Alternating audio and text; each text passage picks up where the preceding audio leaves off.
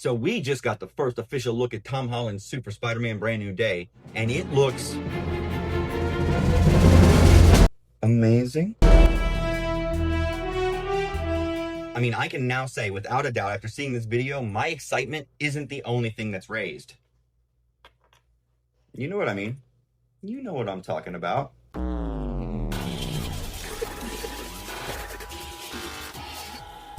That's right. I'm talking about that wonderfully raised webbing on his suit. I mean, what else would I be talking about?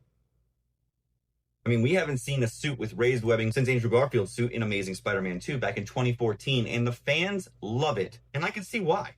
Don't get me wrong, I love most of Tom Holland's suits and his outings as Spider-Man, but there's just something about that raised webbing that just looks so good. No, it's just very sleek, and it gives some depth without being overwhelming, and just puts that little extra in extraordinary, you know?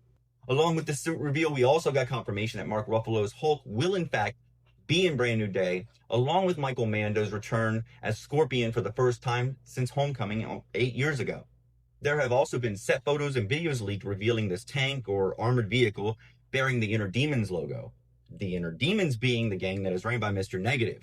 For those of you who don't know, Mr. Negative, also known as Martin Lee, is a Marvel Comics supervillain who is a central antagonist in the Spider-Man universe. He is characterized by his dual identity, alternating between the kind-hearted philanthropist Martin Lee and the ruthless crime lord Mr. Negative. He possesses the power to corrupt others with his touch, turning them into his followers, and he can also empower weapons with negative energy. Now, what does Mr. Negative have to do with all of this? I'm glad that you asked. But before I tell you, we have to go back to 1993 to a Spider-Man comic where Professor Hulk gets exposed to a virus that changes him back into the Savage Hulk, and him and Spider-Man end up fighting throughout the city. So, does this mean we're getting Mr. Negative?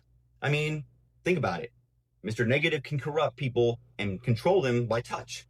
Now, what if Mr. Negative decides to corrupt Hulk in Brand New Day, kind of like the Scarlet Witch did back in Age of Ultron, thus turning him back into the Savage Hulk, requiring Spider-Man and the Punisher having to team up, and they end up having to fight the Hulk throughout the city. And that is how we would end up getting Savage Hulk back before Avengers Doomsday. It's also worth mentioning that Brand New Day is expected to shift towards a more street-level film with a grittier tone, which I can see happening mainly due to the inclusion of Frank Castle and our Rageful Hulk. We want it to be a little bit grittier and maybe a little more serious, kind of like the third act of No Way Home when Peter reveals his dark side fighting Green Goblin. While on the subject of No Way Home, let's not forget that at the end of No Way Home, Peter had to start over from scratch, making his own suit and branching out on his own after asking Doctor Strange to make everyone forget that he was Spider-Man. Based on the look of the web shooters that we see here in the reveal, the film's definitely going to focus on a more grounded approach, suggesting a return to the classic homemade feel of his equipment. Now, moving on to some rumors, all of this has led me to believe that the rumor is suggesting that Charlie Cox's Daredevil will make an appearance possibly towards the third act of the film might have some truth to him, because both Spider-Man Brand New Day and Daredevil Born Again are set in New York, and they exist within the broader MCU, making connections between the two narratives logical. Jon Bernthal's return as the Punisher, a character deeply intertwined with Daredevil in the comics and the MCU, strongly suggesting an influence of Daredevil's world on the Spider-Man movie.